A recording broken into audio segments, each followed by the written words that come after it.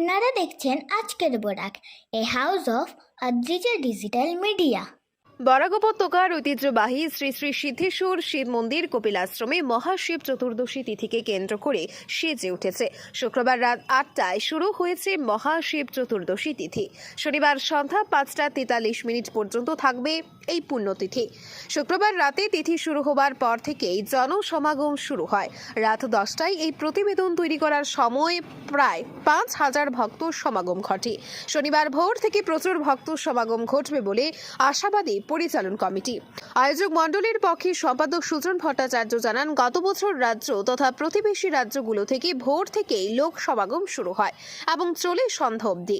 এতে ভক্ত সমাগম ঘটেছিল প্রায় ৬০,০০০। এবারও এরকমই শিব ভক্তের আগমন ঘটবে বলে আশা ব্যক্ত করেন তিনি। পুণ্যার্থীদের সুবিধার্থে পুলিশ প্রশাসন, সিআরপিএফ বাহিনী, এসডিআরএফ বাহিনী, মেডিকেল টিম, মন্দিরের অসংখ্য স্বেচ্ছাসেবক বাহিনী মোতায়েন রয়েছে। শিব চতুর্দশী উপলক্ষে মন্দিরে জমায়েত হয়েছেন অসংখ্য সাধু মহারাজদের। এদিকে শিব চতুর্দশী উপলক্ষে ভক্তদের বরণ করতে সেজে উঠেছে পশ্চিম কাটিগড়ার অন্তর্গত ভারত বাংলাদেশ সীমান্তবর্তী ও অসম মেঘালয় সীমান্তবর্তী ৩৮ এলাকা।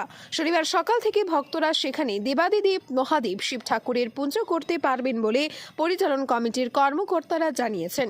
প্রসঙ্গত, ৩৮ এলাকাটি ছোট ভুবন নামে ইতিমধ্যে পরিচিত লাভ করেছে।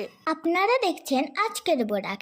বরাক উপত্যকার ঐতিহ্যবাহী শ্রী শ্রী সিদ্ধেশ্বর শিব মন্দির কপিলাশ্রমে মহাশিব চতুর্দশী তিথিকে কেন্দ্র করে সেজে উঠেছে। শুক্রবার রাত ৮টায় শুরু হয়েছে মহাশিব চতুর্দশী তিথি। শনিবার সন্ধ্যা ৫টা ৪৩ পর্যন্ত থাকবে এই পুণ্যতিথি।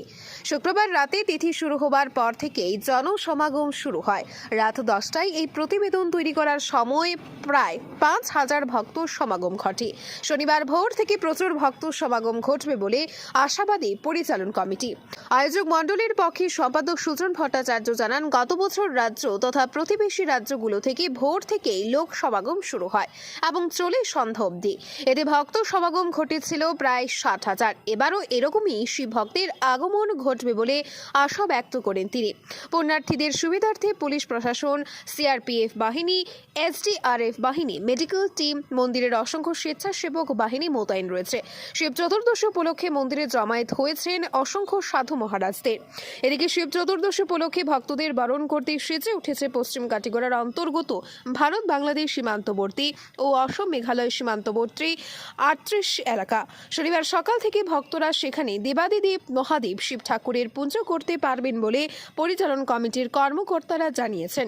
প্রসঙ্গত, ৩৮ এলাকাটি ছোট ভুবন নামে ইতিমধ্যে পরিচিত লাভ করেছে। ব্যুরো রিপোর্ট, আজকের বরাক। আপনারা দেখছেন আজকের Barak, a house of Adrija digital media.